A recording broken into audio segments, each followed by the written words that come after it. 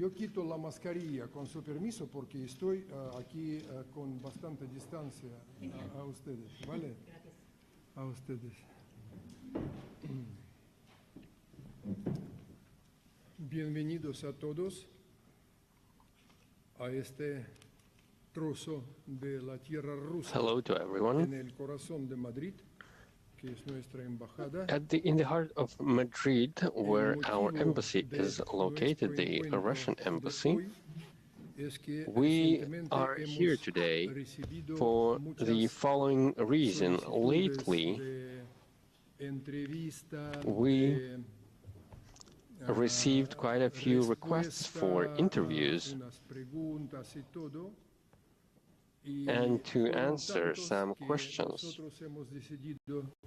And there were, in fact, many questions that we received, and we decided to hold this meeting at the embassy and suggested holding it today. And I do understand that this was a good opportunity for all of you to have this conversation and to discuss the questions that we have received. And these are the questions on the current issues.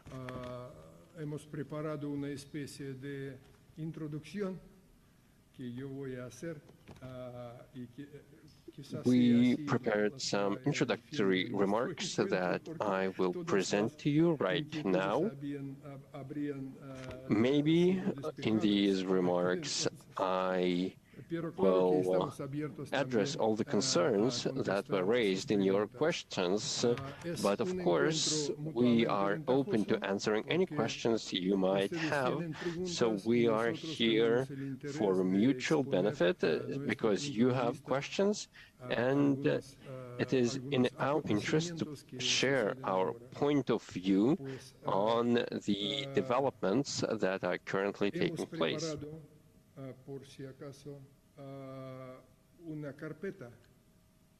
We prepared a folder with materials that may be of interest for you. We have the two draft treaties that Russia delivered to NATO and to the United States. There are also the Minsk agreements that were adopted in 2015, but unfortunately so far many have not read them, and we have also other documents, for example, extracts from the Istanbul Declaration that was adopted in 1999, and the Astana Declaration that was adopted in 2010 that talk about the indivisible security.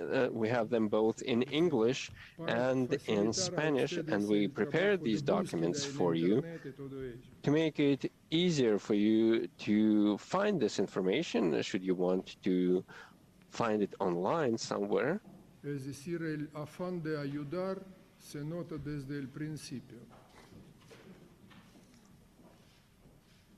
And we have always wanted to be there to assist you, but since this is at the beginning of the year 2022, we also prepared for you some calendars. And this calendar is devoted to the magnificent Russian art, and you will find a lot of useful information there, maybe in your offices and at your desks. We do think that we'll have this meeting for an hour and a half, more or less. We have some time constraints, of course.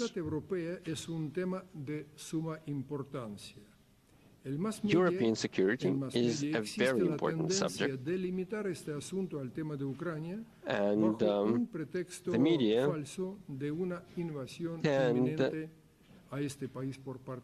to talk about the invasion of Ukraine by Russia, but as a matter of fact, Russia does not intend to attack Ukraine.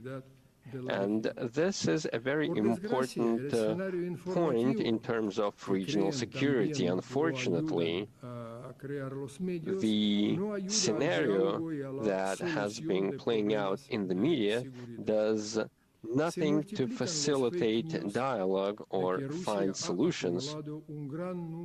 We are seeing fake news that Russia has built up a major military force on the border with Ukraine, without mentioning, however, that Ukraine, according to multiple sources, has about 160,000 troops on its eastern border. It is also said that Russia could face unprecedented sanctions from the West in order to make sure that Russia pays a very high price, but no one is saying that all this, at the end of the day, will hurt the people. The ones who suffer are ordinary people, and I will demonstrate this to you, and I will provide examples of how businesses suffer who work here in Spain, for example.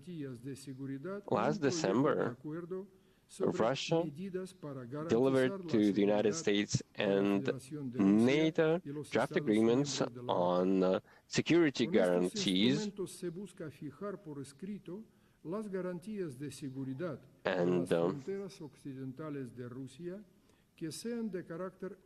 these instruments are intended to secure Russia's borders and to make sure that these agreements are legally binding. The security situation in Europe has been deteriorating in the wake of the several waves during which NATO expanded to the east. So with this eastward expansion, NATO included new members into its organization.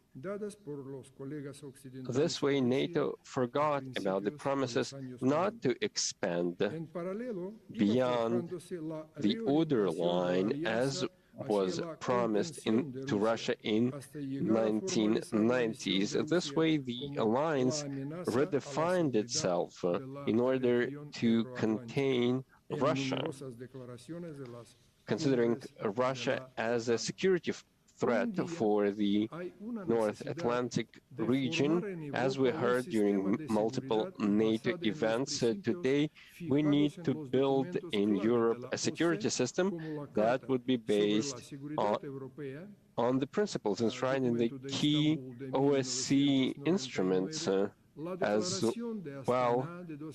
So this includes the 1999 Istanbul Declaration and the 2010 Astana Declaration of the OSCE. There are also other documents to this effect. The first document, in its paragraph 8, says that every state has the right to choose or change its security arrangements and partnership agreements, and at the same time to respect the rights of other countries and not to reinforce one security at the expense of the security of others. Paragraph 3 in the Astana Declaration points out that the security of any state is related to the security of other states, which means that all countries must respect each other's security and not to reinforce one's security at the expense of the security of others. There is also the code, the security code that was signed in 1994, and according to this document, it is clearly said that when countries choose security guarantees like being part of alliances, countries must take into consideration the legitimate interests of other countries.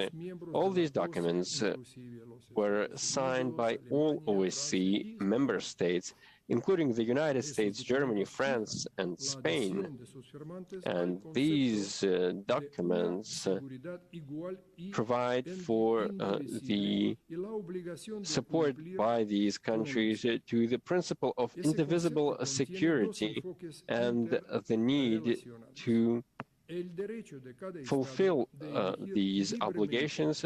So there is this right of every country to freely choose military alliances and the obligation for any state not to reinforce one's security at the expense of the security of other countries. What this means is this right to choose alliances is directly linked to the obligation to take into consideration the security interests of other OSCE member states. The second condition is that the United States has been turning a blind eye, together with its NATO allies, to this fact. Russia wants to see a collective approach to these matters.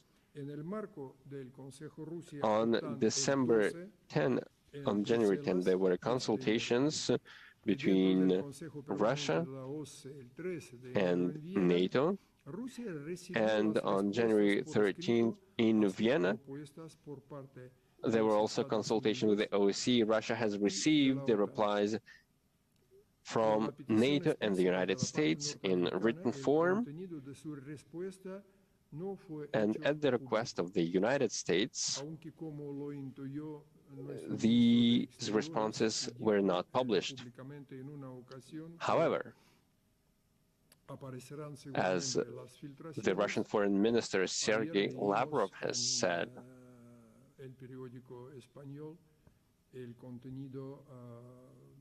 there were suggested leaks, and yesterday El País, the Spanish newspaper, published the replies by Washington dated January 26, which suggests that there can be a serious dialogue, but on secondary issues, not the core issues that were raised by Russia. While the key matters like the non-expansion of NATO and the obligation not to deploy weapons along the Russian border and to return to the 1997 framework.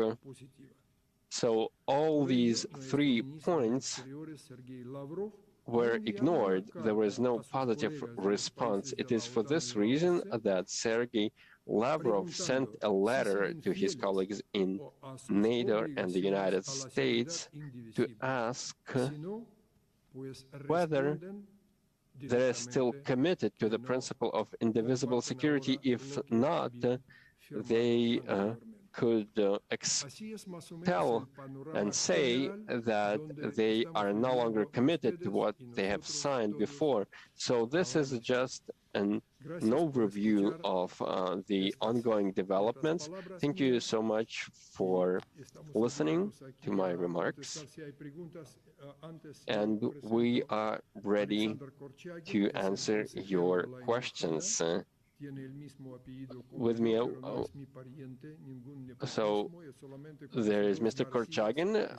We have the same last names, but we're not related. And I also have with me Pavel Zavarzin, also a counselor at the embassy, so we are not related either. So we are all ready to answer your questions, and we will be happy to do so.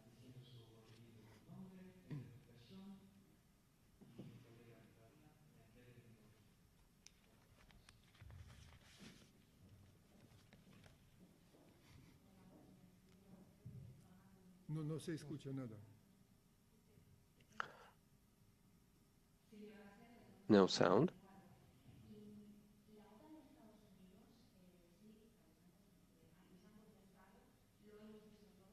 Más cerca no teléfono, el micrófono. Could you please talk closer to the microphone?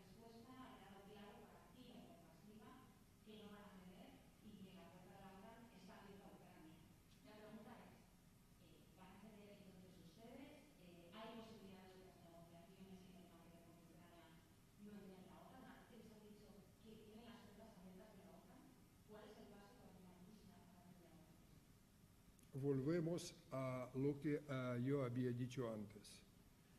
So let's go back to what I have already said.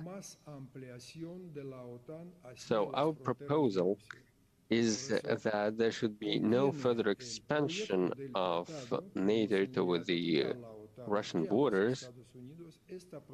The draft treaty and the draft agreement that we sent to the United States and NATO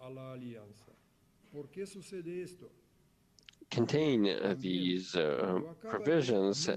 So we have to understand that the question is that Ukraine must not become a NATO member. So I've cited documents that are part of the international law and that were signed by the representative, for example, of the Spanish government. For example, if you look at the Istanbul Declaration, you will see the signature among the signatories in the folder that we've distributed to you. The concept, the very concept of European security rests on two main pillars. First is that all countries are free to choose their alliances they want to be part of, and second, that these steps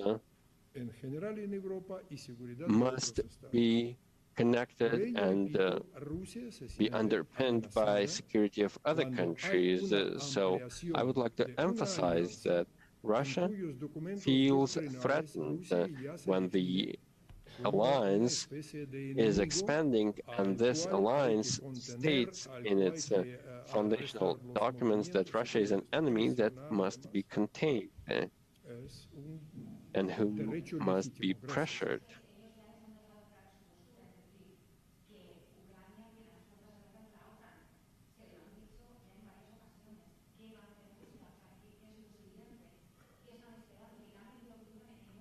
¿Qué estamos esperando en qué sentido? We are waiting, but what do you mean? ¿Cómo que estamos esperando? Estamos esperando ahora la respuesta a la carta. In what sense are we waiting?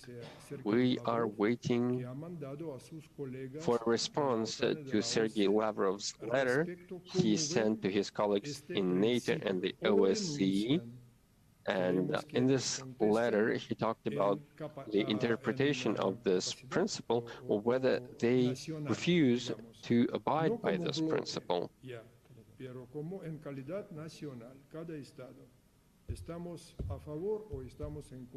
So the question is how all the countries see this principle. Are you for it or against it? So once we get the reply, we will decide on what to do next.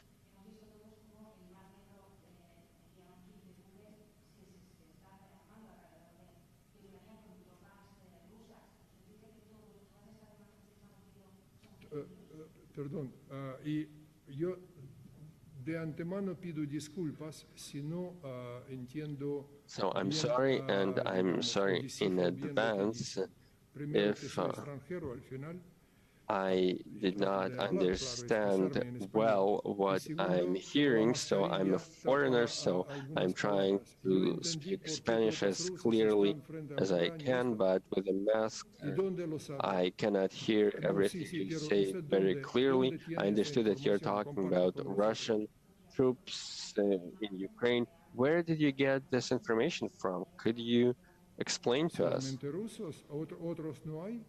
militares. So are you talking about Russian troops? So there are no other warships in the Black Sea. What are the Spanish Navy doing there? I can quote to you a Spanish media outlet.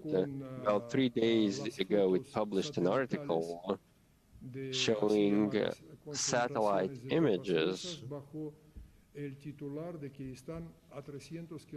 allegedly showing that Russia has a big buildup of troops, but this is 300 kilometers away from the Ukrainian border. So is it far or not? So I think that this is quite a distance. Moreover, the concentration of Russian troops, this is where they are headquartered. But since we're talking about having a dialogue,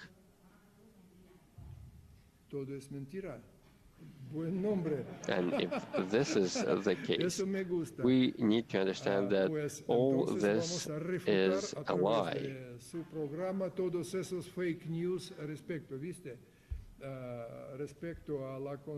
We need to show that what these fake news really are, so we need to dispel these myths.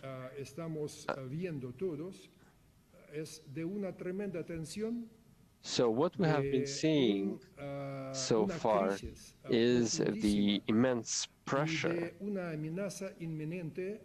and what we're seeing is a deep crisis, as if there was this imminent threat, and some even think that something has already happened, something horrible, or something will happen in a matter of days. But when I refer to some of the media outlets who have been talking about these distances, for example, between the troops and the border, what is actually happening? What I'm seeing are reports from London, for example, that they will send troops to Eastern Europe to respond to Russia, to reinforce someone. I'm reading in Spanish media, for example, even this morning I read that the United States government decided to send another 8,000 troops to Eastern Europe to reinforce this region to respond to Russia once again. But what is actually happening, and what you must be paying attention to, you and your readers, is the fact that there is this bubble that is growing, and it is being done to create panic and to spread panic and to build this impression that Europe is on the brink of war. Russia has said many times that it did not intend to attack Ukraine. I report to Deputy Foreign Minister Grushko, who said that the decision to send troops is a destructive decision. What we're seeing is that the infrastructure is being reinforced, and NATO military structures are building up their presence along the Russian border. Russia has done nothing to provoke this. I would like you to ask your colleagues working in Moscow. I'm talking about your colleagues who are journalists and correspondents, for example, from El Mundo, El País, and other Spanish media outlets.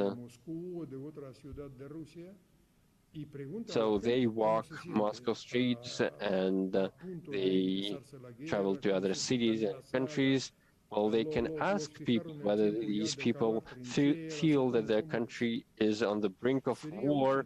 Do they want to dig trenches, or they wanted to get military training? So it would be interesting to see how your colleagues understand the current mood in Russia and what do they think about it. And I believe that NATO, on the other side, must take this into consideration. They must be less talking about war.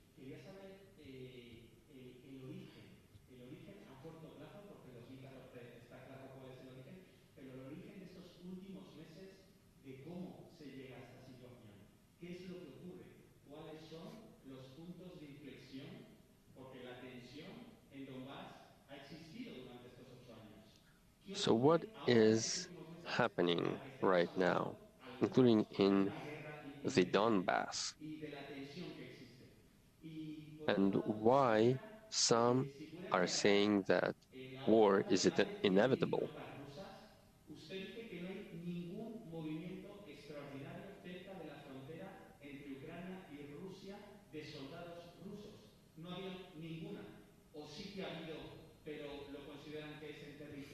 Were there any movements by Russian troops closer to the Ukrainian border?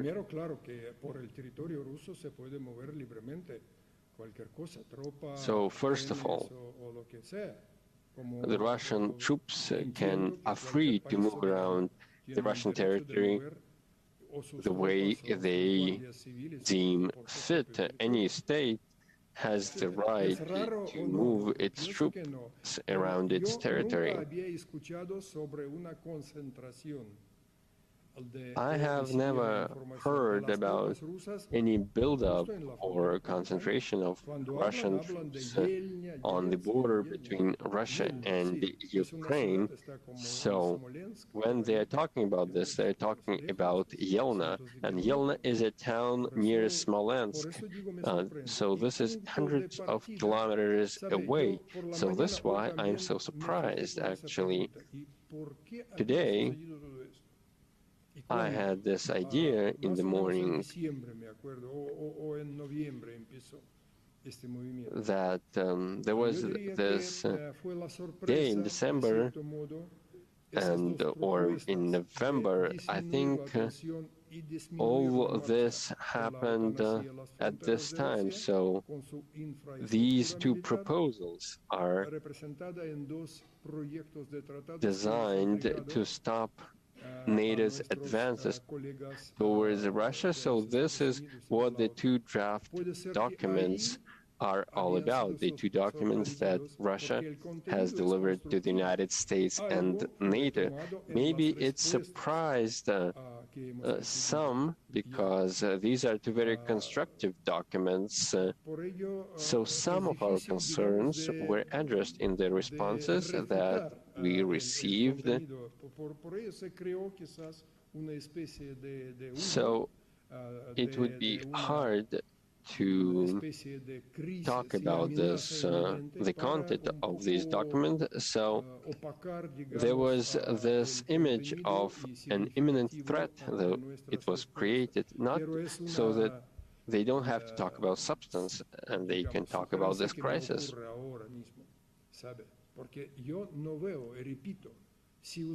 But this is what just occurs to me right now. I just don't understand why this is happening, and you are professional journalists, and it is your job to understand what is actually going on, and you will understand that this talk of an imminent threat from Russia, so this is not true. This is not what is actually going on.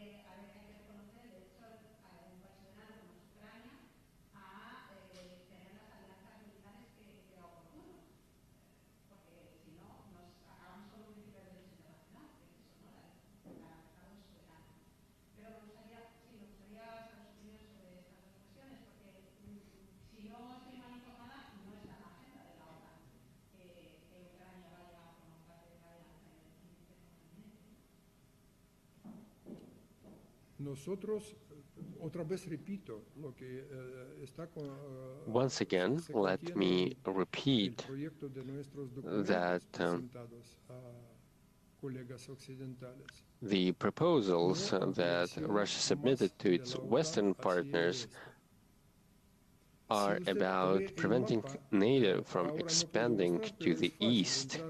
If you look at the map, I cannot show it to you right now, but you can easily go to the embassy website or find the information we have been releasing on this matter, and you will find the answer to your question.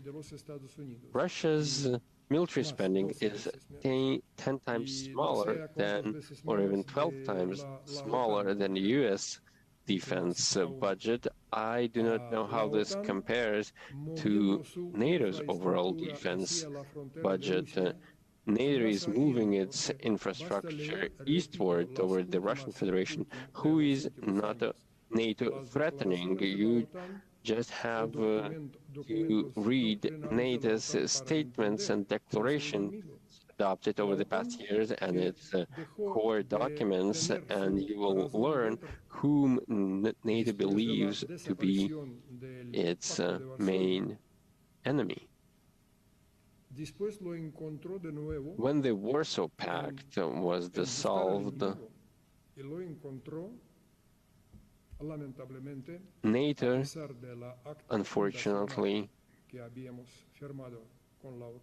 despite the fundamental act, Russia signed it with NATO in the 1990s. So what was the reason for NATO to exist? We feel threatened when NATO has its missiles deployed in one of the nearby countries, and this missile can reach our national territory in a matter of minutes. So this is dangerous. So to demonstrate this, I can quote, although I do not remember the very exact quote, but several days ago I read statements by,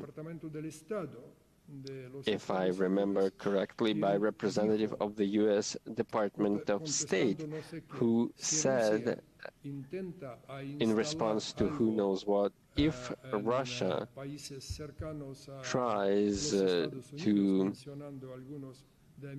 deploy anything in countries near the United States, for example, in some Latin American countries, the response will be clear-cut, effective, and prompt. So I'm not suggesting anything, I'm just quoting for you to understand.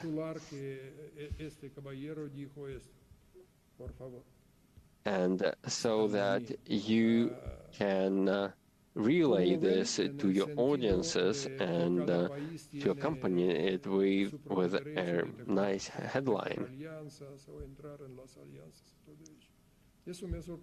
So, what is your understanding of the right of every country to be part of any alliance?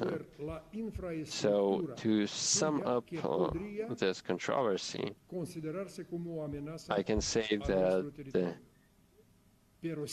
they are not thinking about the fact that the infrastructure can threaten our territory, but we can do the same as long as we're talking about Russian national territory. I think this is quite clear, and no further explanation is needed in this regard.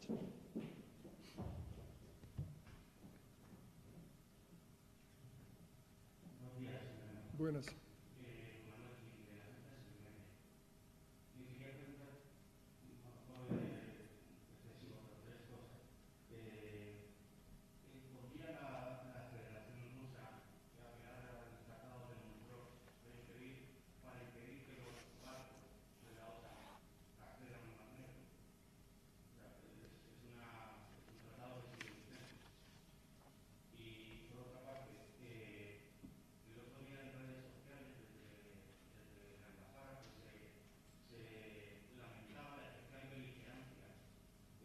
Ну-ка, поищи Монтреал, договор быстро.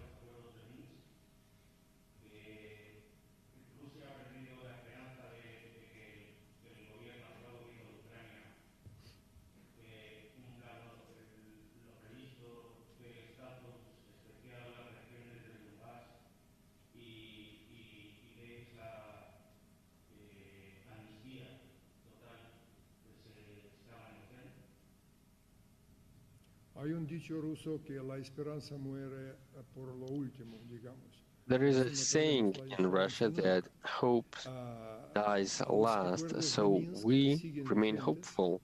We keep our hope alive. The Minsk agreements are still in force, so this is a legally binding document, a fundamental document for achieving a settlement in southeastern Ukraine.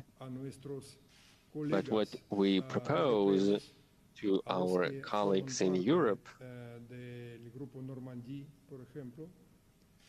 who are part of the Normandy format, of the Normandy Quartet, is that they need to pressure Kyiv and the Ukrainian authorities to make sure that they implement the Minsk agreements and abide by this document.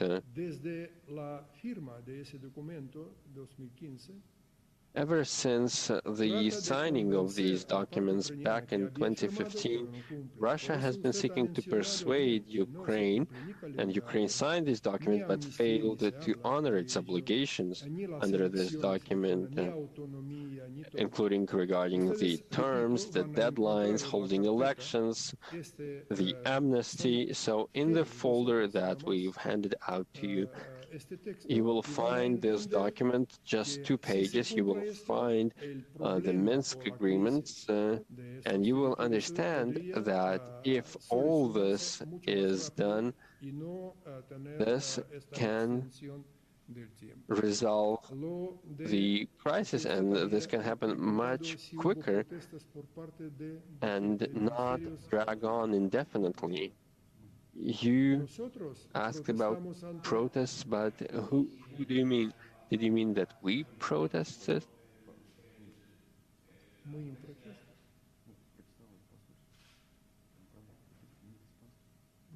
No, nosotros no protestamos ante el España.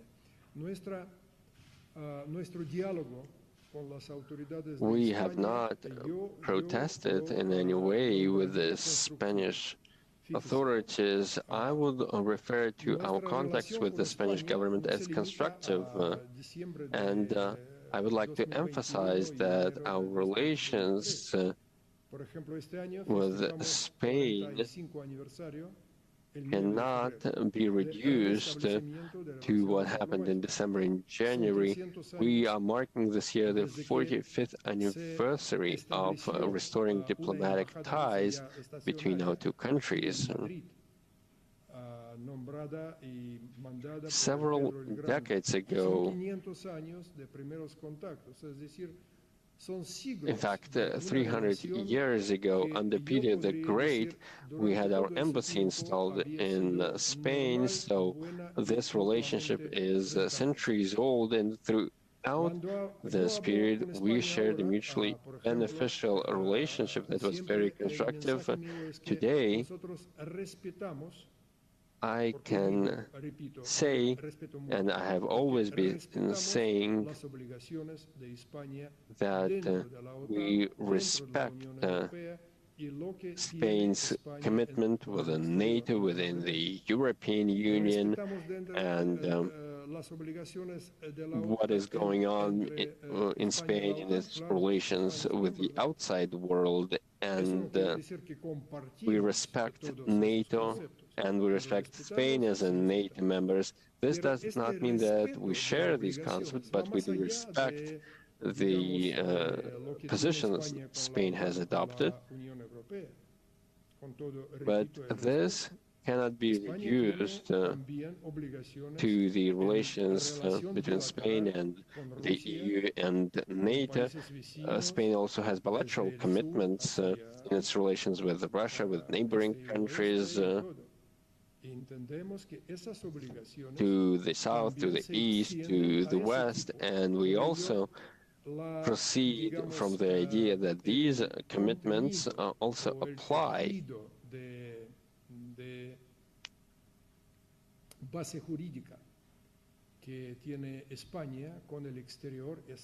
so the legal framework of the relations between Spain and the outside world, it is there and it must be respected. All the binding commitments that Spain signed up to, they all exist. And as our colleagues from the European Union have been saying, so this is like a strategic compass.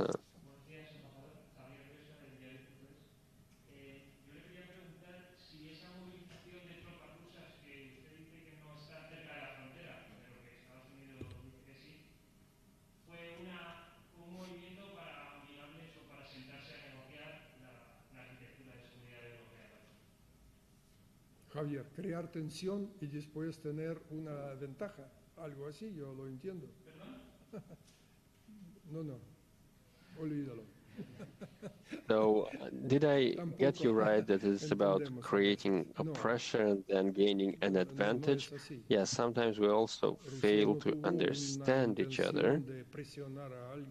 So this is not true. It was not Russia's intention to pressure anyone in any way whatsoever. As I have already said, and I've told the Spanish authorities that Russian troops are not in Ukraine, but the NATO troops are in Ukraine. They're instructors. Did you know that the second plane has arrived from the United States bringing weapons? Another 80 tons of weapons. And why are they doing this?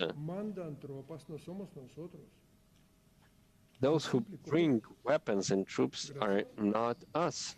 So this is a very straightforward question. We are not the ones doing this.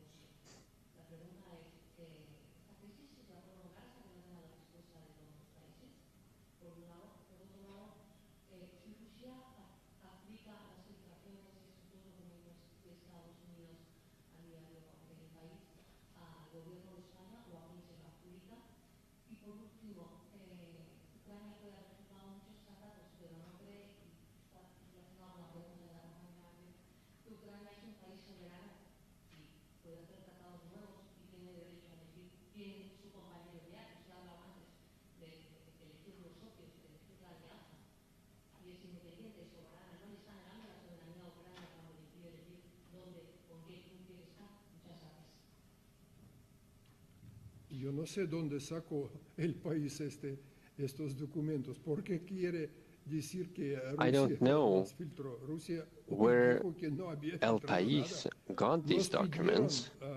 Nuestros colegas no filtrarlo y Well, nosotros Russia tampoco. has not sent these documents anywhere. Our colleagues ask us not to disclose these documents, so Russia is not the source of the leak. ¿Quién hizo eso? Hay que preguntar algo I don't know al who did periódico que this. publicó. Quizás. No sé si revela sus fuentes o no. You need to ask the media outlet that published these documents and whether they will be willing to reveal their sources. I don't think that I can answer this question for you. Why me? La segunda parte de su pregunta, señora, And the second part of your question, with all the respect that I owe you, let's just go back to the fact that Ukraine is a sovereign country, and we have always recognized this, and this is always part of Russia's discourse and the Russian narrative. Russia has diplomatic ties with Ukraine. Unfortunately, they have been somewhat downgraded, and we also have bilateral trade with Ukraine.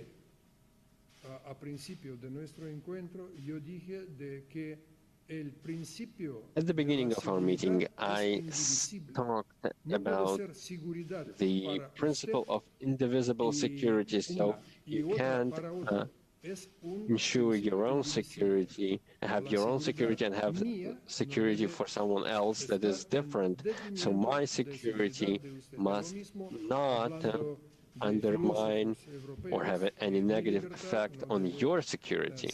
So this is what the principle of indivisible security all about. So this is just like the European philosophers have been saying about freedom, that my freedom ends where your freedom starts. And this principle of indivisible security can be found in the key documents of the OSCE. For example, yesterday, there was this meeting with the Hungarian Prime Minister, and when he met Vladimir Putin at the Kremlin, and he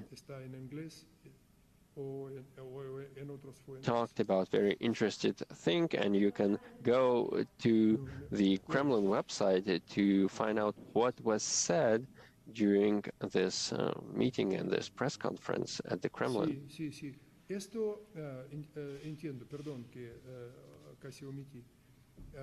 Yes, I do understand. I've almost forgotten what we are now doing.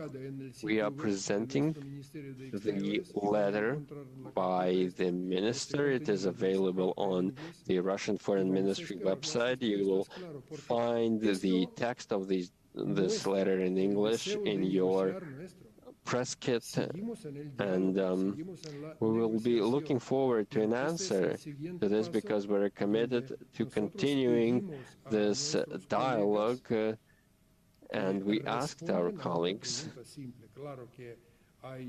to answer quite a straightforward question.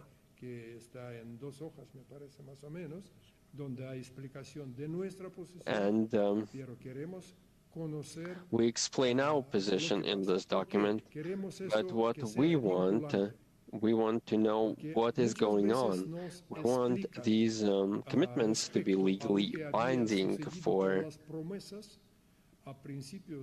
many times we heard explanations about the promises that were made in early 1980s, early 1990s, not to expand NATO's infrastructure to the east, and some politicians today claim that these promises were not put on paper. These were simple promises.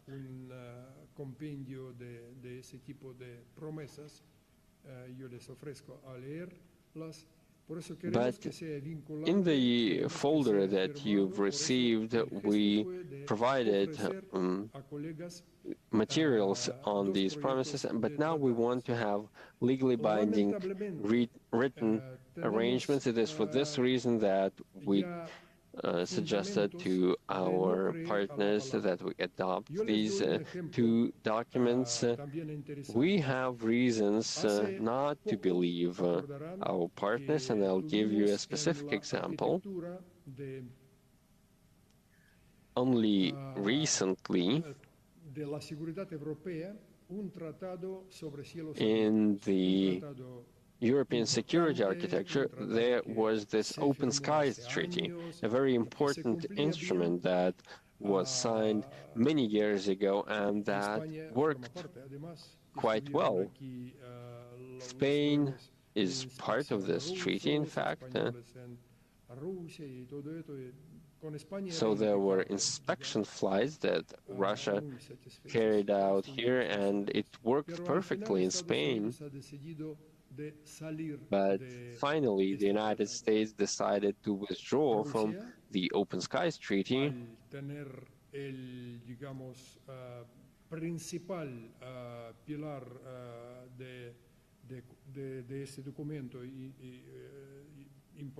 So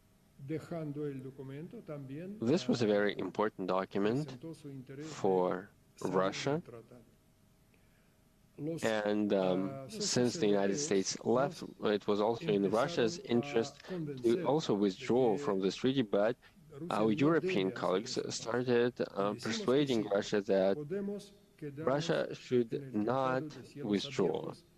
And Russia said, fine, we can stay in the Open Skies Treaty, considering its importance for our shared continent, Europe.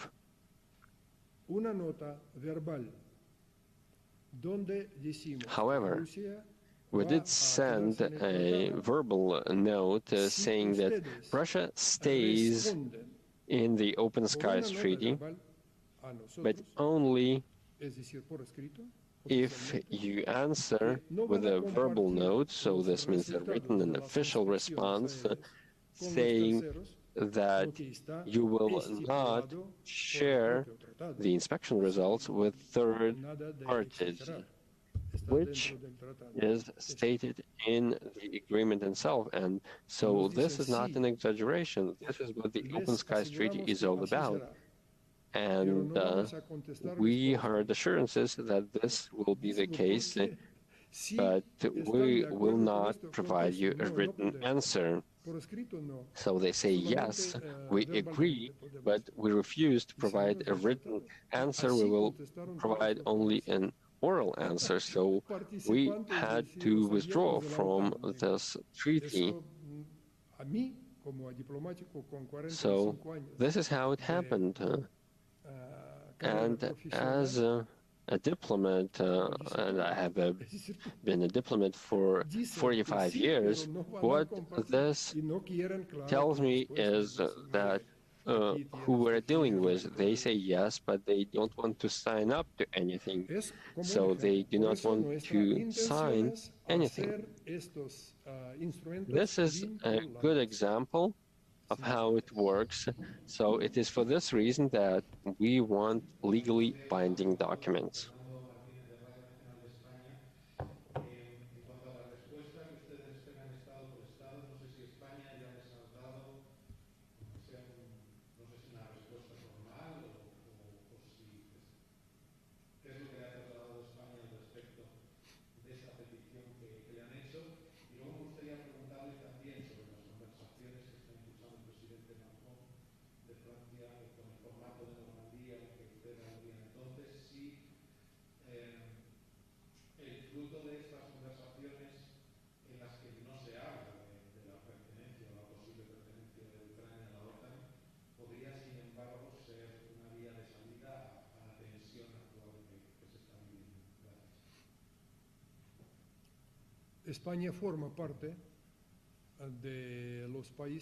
Spain is a country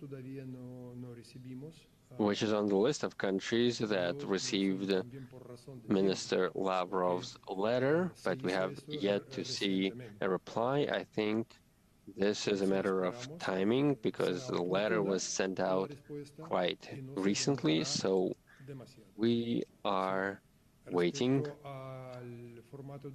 and we hope that quite soon we will get a response. The Normandy format is a very effective framework, and it is for this reason that it was created to bring about a solution to Ukraine's internal crisis. But what we want to emphasize is that other countries in this format must pressure Kyiv into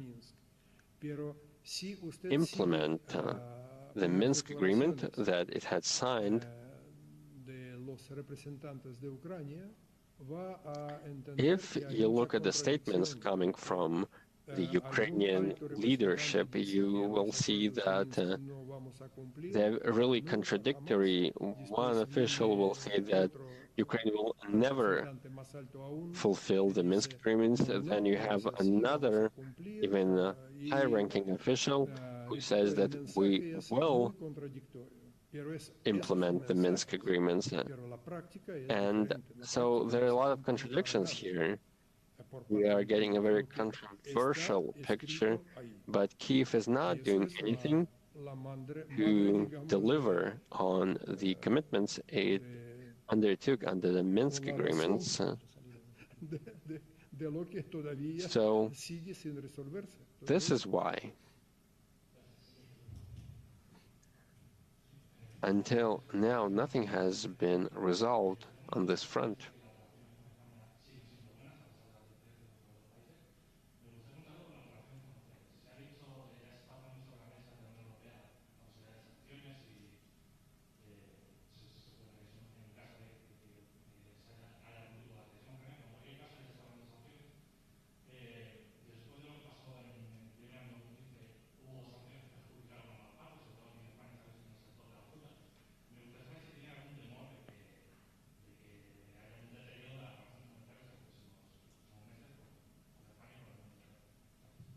Санкции, что ли, он так быстро говорит.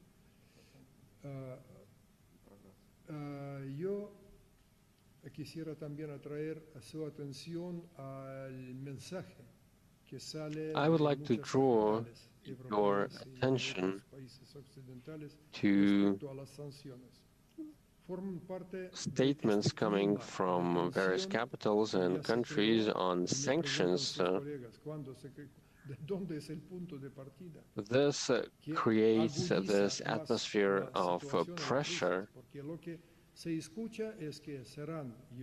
and this only makes the situation worse.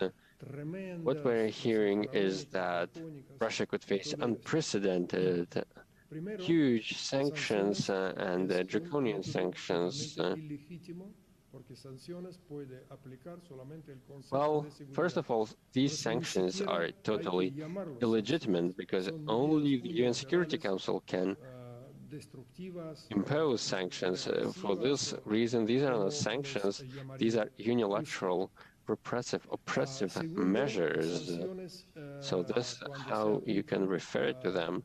Second, when someone imposes sanctions, I cannot recall a single example in the recent past when sanctions delivered on the objective of destroying a country's economy, be it a neighboring economy with which you are engaged in some kind of a relationship. We can think, or we can provide the example of the 2014-2015 sanctions. Spain joined these sanctions. Why did I single out Spain? Because I work here according to the figures released by Spanish organizations, and I remember these figures very well. In the first 2 years, Spain lost €185 million because they could not export their fruit and vegetables to Russia. Other sources show that Spain lost 48,000 jobs because of these restrictions. The Russian embassy received hundreds of letters from producers and exporters who wanted to pressure Russia, saying that we're losing our market, we're losing money. And it is clear that Spanish producers had to go to other markets. This was a loss not only for Russian consumers who cannot buy jamón or other wonderful Spanish products, but Spain also lost a lot. So this was like a boomerang effect that came back at you. And this needs to be reflected in the Spanish media. I am against sanctions, and Russia never uses this tool, the tool of sanctions, as leverage, as a way to exert diplomatic pressure on its neighbors or other countries. Unfortunately, our colleagues in the West have been using sanctions as a formidable weapon, but this is actually a boomerang rather than just a straightforward weapon.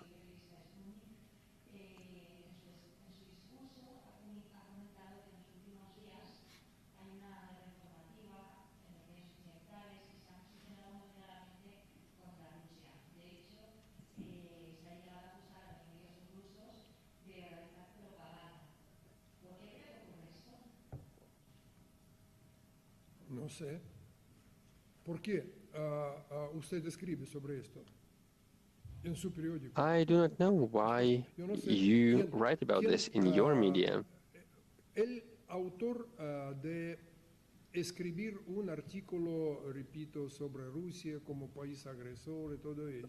A journalist, an author who writes about Russia as an aggressor, how can they do that? Do they have any documents, any solid evidence, any proof that Russia is actually an aggressor country, that Russia receives orders? Do these journalists, they have instructions to write about this, and then the editorial staff writes about this, or someone just dislikes Russia and writes about Russia bad things? So I don't know how is this possible. But those who believe this, these are not just politicians who are public figures. This narrative spreads across the media, and the media plays a clear role here because the media seeks to relay this image, and this irritates me as a Russian when I see all these reports. So I start thinking, why does this person, without knowing anything, why do they seek to offend Russia? In Russia, we have a kind of a different approach to journalism. In Russia, you will never find an article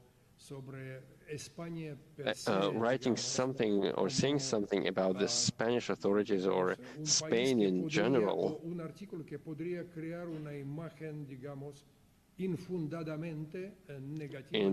And in this article, you will never find any groundless accusations against Spain.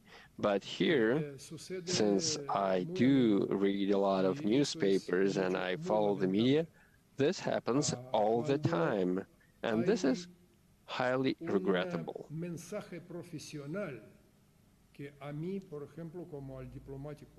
When you have professional reporting,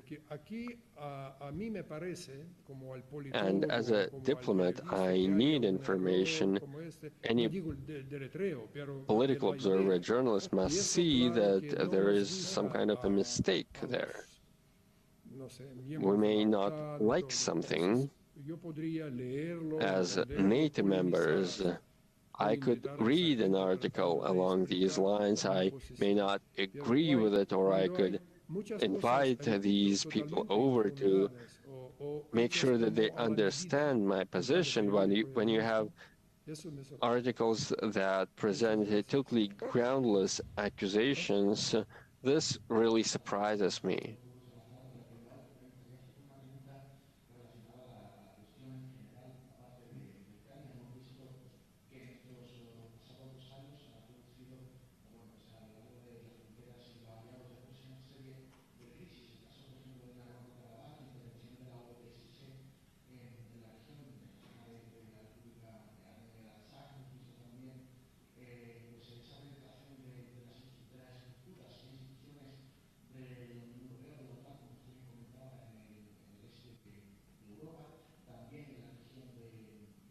сейчас вам кому-то дам ответить.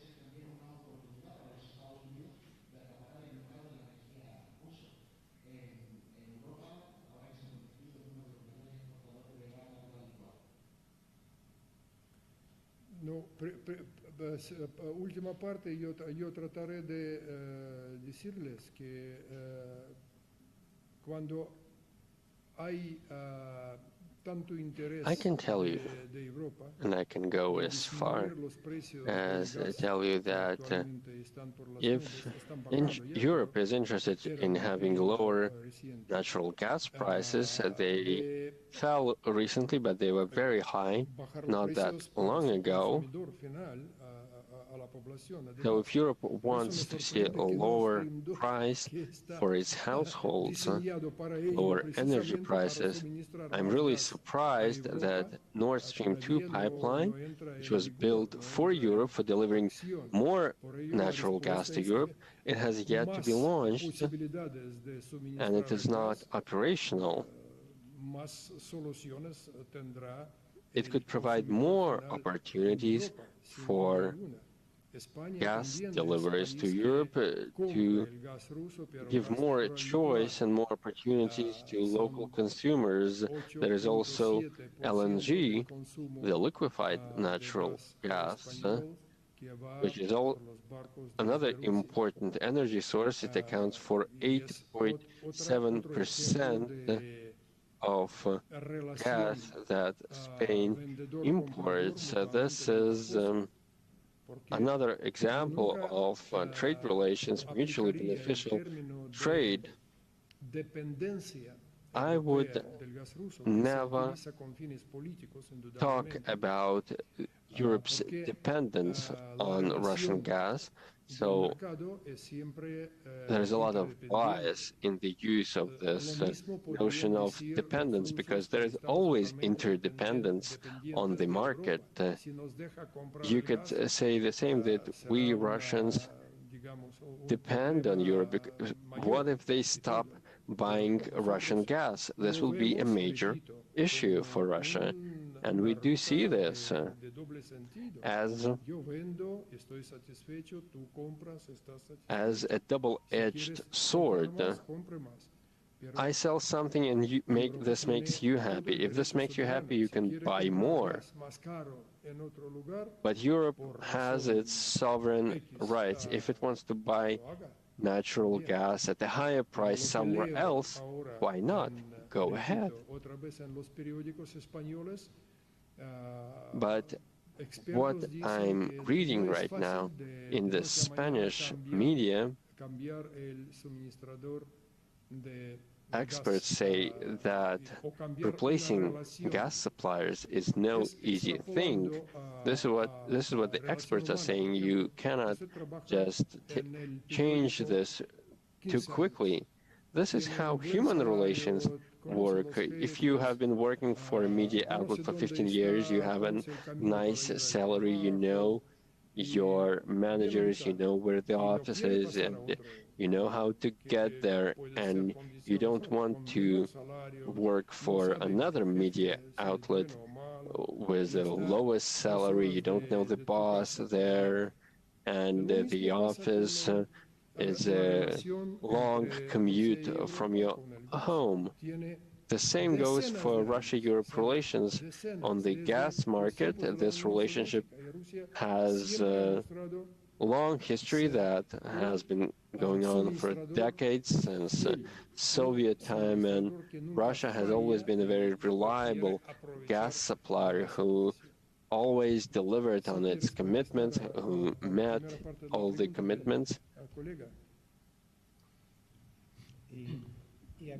And I will pass on the mic if you want to answer this question as well, or the other question. I would like to add to what His Excellency Mr. Ambassador has said, and I can say that we are members of various organizations, for example, the Commonwealth of Independent States, the CIS, the SCO, the Shanghai Cooperation Organization, and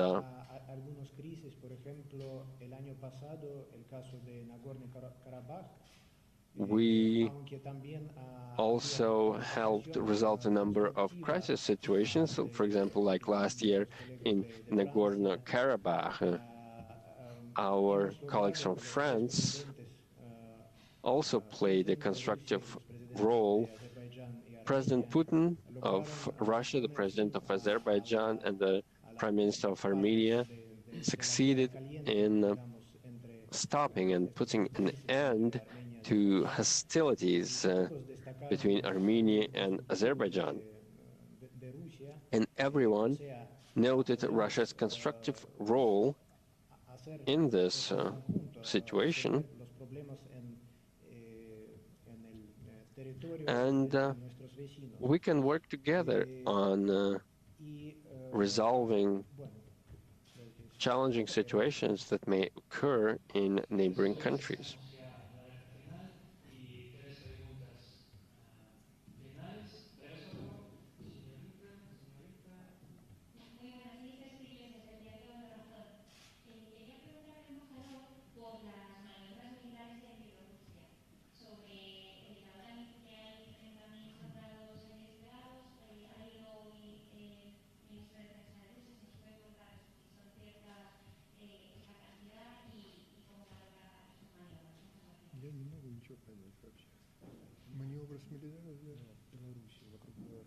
Sí, formamos parte con Bielorrusia del Tratado de la Organización de Seguridad Colectiva. Russia and Belarus are all parties to the Collective Security Treaty. So we have planned exercises, and we warned our Western partners about these exercises. What's so strange about it to have military exercises in allied countries? The same applies to NATO. The idea behind the draft documents that we've presented is to improve the system of mutual warnings on military maneuvering and the number of troops involved in various exercises. And this is done for the sake of avoiding incidents, for example, between planes or ships, in order to keep the distance and to have a warning system whenever necessary.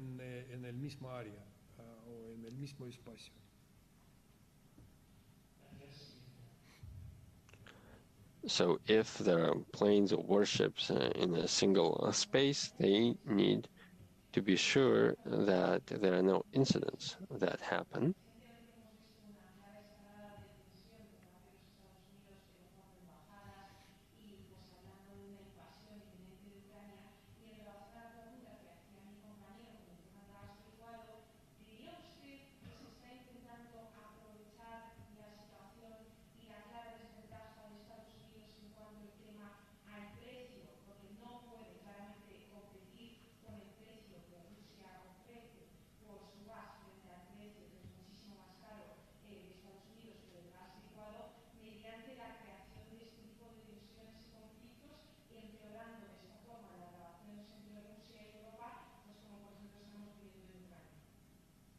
Не будем ли мы использовать это? Не хотят использовать, чтобы свой газ продавать, вывозят посольство свое с Киева и создают. No, yo veo que en todo este alboroto de que habíamos hablado I see that,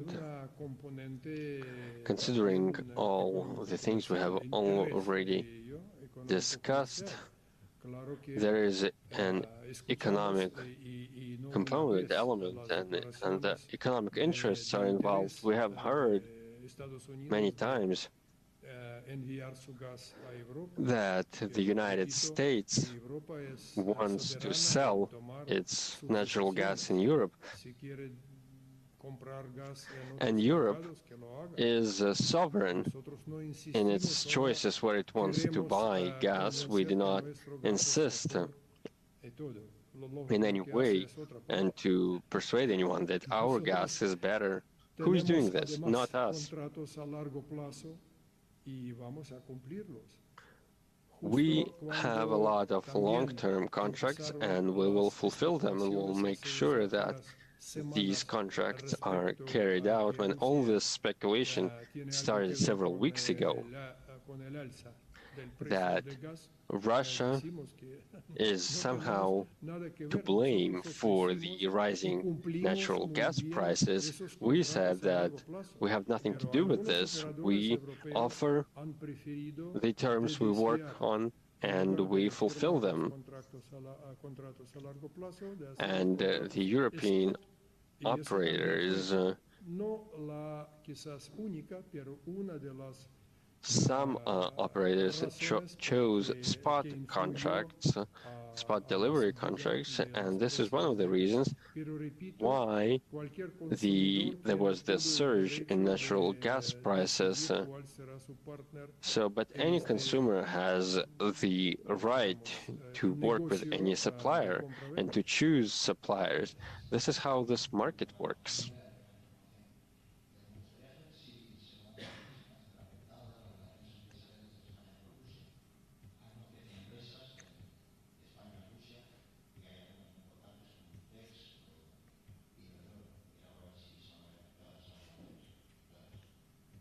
Yo espero que nuestra relación comercial y económica no la veremos I do afectada. hope that our economic relations will not suffer from this. You've mentioned a textile producer from Spain in this company has this is actually for this company. Russia is the biggest foreign market. It has the most stores here, and this means that there are so many interested parties in the textile sector. There are successful projects, of course, and Spain invests in construction, in car manufacturing, in transportation, and we were always eager to benefit from Spain's experience in various manufacturing sectors. Spain is a world leader in terms of infrastructure development. I'm talking about engineering companies, infrastructure development companies. And some of these companies had very interesting contracts for upgrading oil refineries in Russia, and this project is underway as we speak. And I do hope that the business communities in Spain and in Russia will be able to work for their common benefit to prevent any negative fallout. from this mutually beneficial trade relations. About 1 year ago,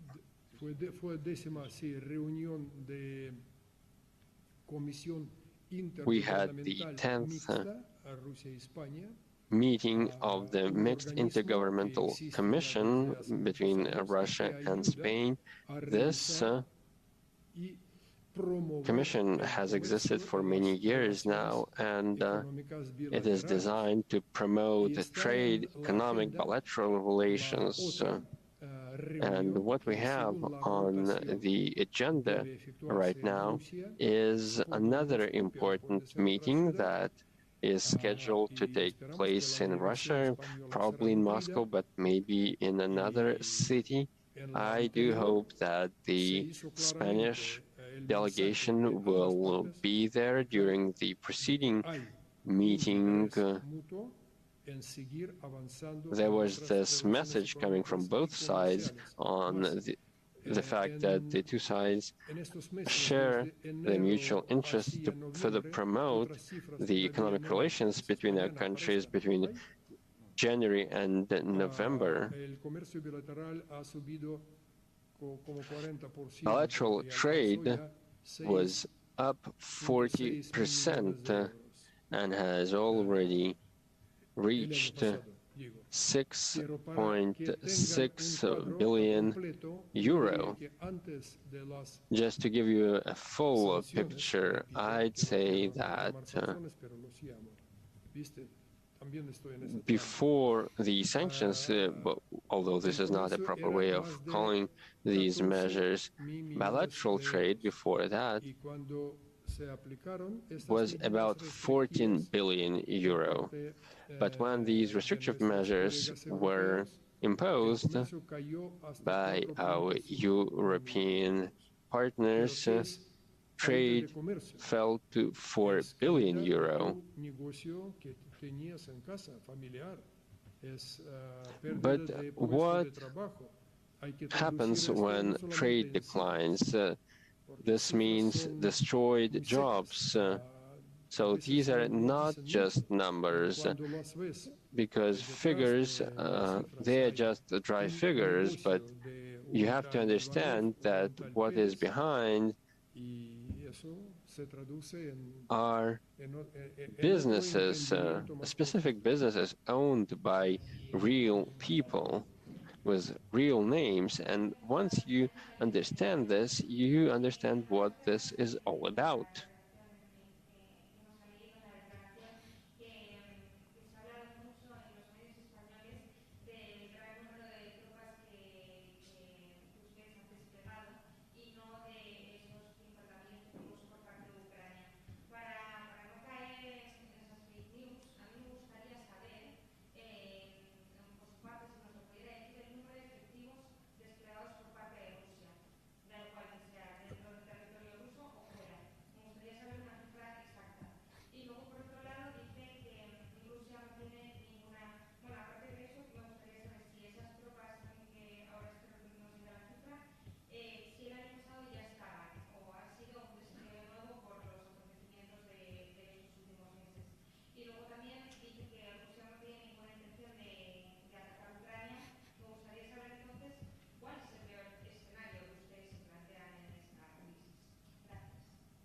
Que nadie ataque a Ucrania, ni Rusia ni otros países que ahora están llenando a Ucrania con armas, Russia or any other countries sending lethal weapons to Ukraine and instructors and soldiers. So this is not Russia that is doing it. We do understand that the policy of sending military equipment and weapons and instructors to support the Ukrainian army, this is all something that is done to push Ukraine towards some kind of an irresponsible undertaking so that they start maneuvers that could be fatal for our common security in Europe. And our message is that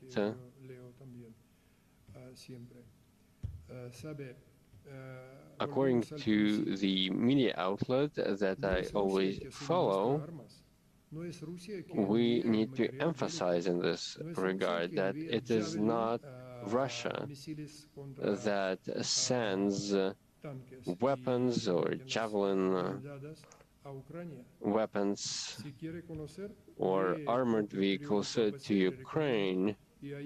So read ABC, the Spanish media outlet, and you will find all the information on who sends what to Ukraine. I would like to reiterate that I don't know where you're getting this figure of 100,000. I've repeated this because I've read it in the media, but I will reiterate that if we are talking about the publications accompanied by satellite images, this shows the base near the city of Yelna. This is a place of permanent dislocation 300 kilometers from the border with Ukraine. There are no troops on the border with Ukraine, in fact. And I've included in the handout materials an article from the Kommersant newspaper, Russian newspaper, who visited the regions along the border, and this is a report on what is going on there. So please take a look on this article, and you can challenge what it is said there. This is a very interesting piece of journalism. What I can say is that Russia does not have any soldiers fighting abroad, unlike the United States. So, do you have these numbers? Please do find them. And you can also find the information how many military bases the United States has abroad. So this is about the military spending of the United States. I don't have these data on hand right now. Or maybe here they are. 750 military bases in 80 countries and 0 for Russia. Russia does not have any soldiers abroad. Yes, there is a military base in Syria, but at the invitation of the Syrian government. So we have to begin in the beginning. Where do these numbers come from? I wonder, where did you get these numbers? I don't have them. I've read about it, but I don't know where these figures are coming from.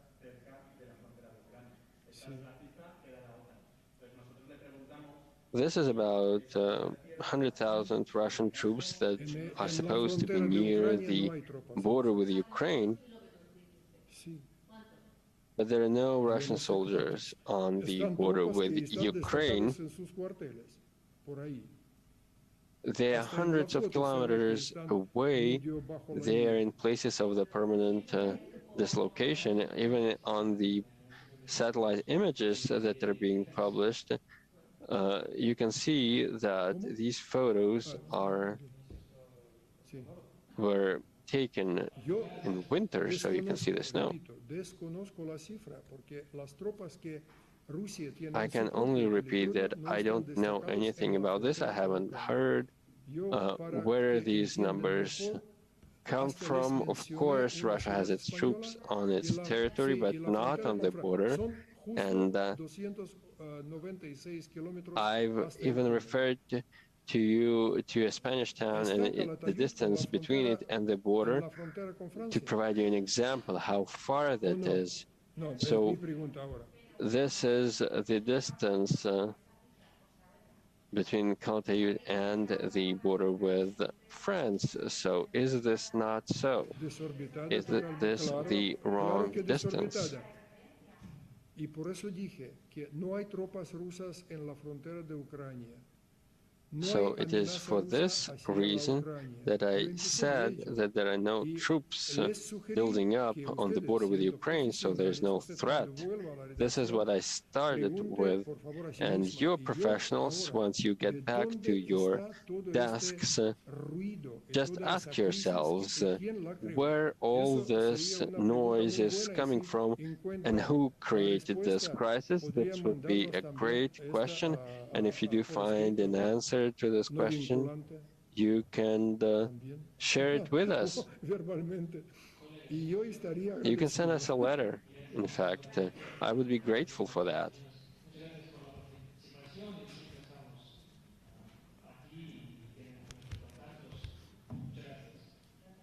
Gracias, señores. Thank you so much for your attention. Sus micrófonos, por favor. So please pick up your mic and make sure that you pick up the right one. Thank you to all of you.